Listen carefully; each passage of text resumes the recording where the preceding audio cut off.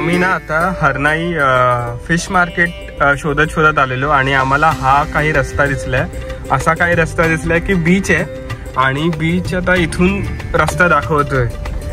हे दापोली ना खूपच छान आहे आणि हे बघा किती सारे बोट्स आहेत इथे आणि तिकडे पण बोट आहे। हरणाई फिश मार्केट ना खूप मोठं फिश मार्केट आहे। मी असं भरपूर ऐकलंय, व्हिडिओज बघितलेत, बट कधी यायला जमलं नाही, तर आज जातोय।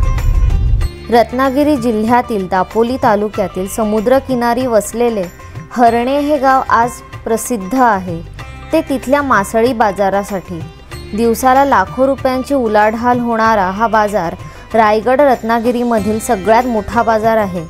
या बाजारासाठी पर्यटक मोठ्या संख्येने हरणेत येतात। नयनरम्य समुद्र किनारा आणि निसर्ग सौंदर्य लाभलेले हरणे गाव दापोली शहरापासून 14 किलोमीटरांच्या अंतरावर आहे। हरणे गाव हरणे बंदर म्हणूनही ओळखले जाते। पूर्वी मुंबई गोवा मार्गावरील बोटी या ठिकाणी थांबत असत। दुपारी 3 ते सायंकाळी 6 या वेळेत हरणे किनाऱ्यावर मासळी बाजार भरतो।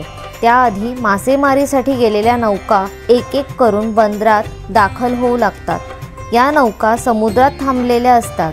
दर्यातून ताजी आणलेली मासळी वाळूत फडफडत असते आणि बोली लावणारे खरेदीदार हातात नोटा फडफडवीत एकमेकांवर कुरघोडी करण्यात मग्न असतात। या बाजाराचे स्वरूप शिस्तबद्ध नाही किंवा त्याला कोणतेही मापदंड नाही। ज्याचा माल त्याची किंमत आणि ज्याची जास्त किंमत त्याचा माल। येथे छोटी कोळंबी, मोठी कोळंबी, शेवंड, लॉबस्टर, पापलेट, सुरमई, बांगडा, सौंदाळे, मांदेली, कर्ली, पेडवे, हैद, कानीट, म्हाकुळ, वाघूड, वाटू, शिंगटा, लेप आदी प्रकारचे मासे मिळतात। हरणे बंदर हे मत्स्य व्यापाराचे एक मोठे केंद्र असून ते आता विकसित झालेले आहे। दापोलीत येणारा पर्यटक देखील हरणेच्या या मासळी बाजारात मोठ्या संख्येने येतो। हा व्हिडिओ तुम्हाला आवडला असेल तर लाईक करा, चॅनलला सबस्क्राईब करा आणि शेअर करा। हर हर महादेव, हरे कृष्णा।